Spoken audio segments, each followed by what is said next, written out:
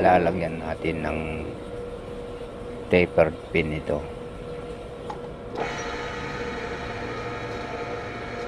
Butasan muna natin siya.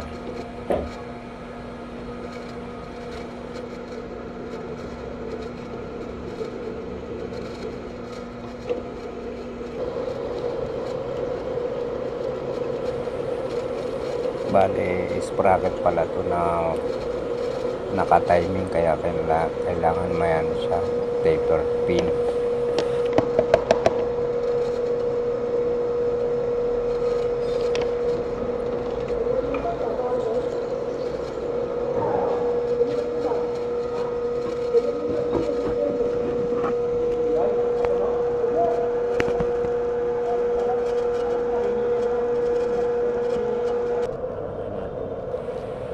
Paper pin. Pagkatapos barenahan, i-reamer natin ito gamit itong taper na reamer para sumakto yung pin.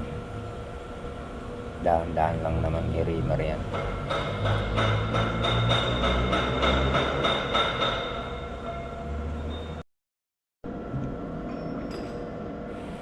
Para ka lang naman nagka-handtap nito. Ganyan lang.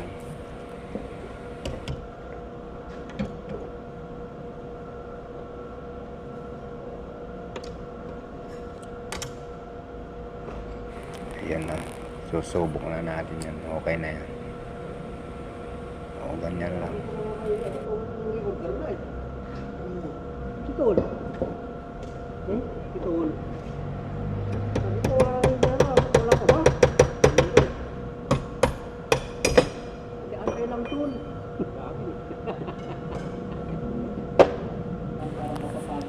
Okay na to. Finish na. Puputulan na lang kasi mahaba yung pin.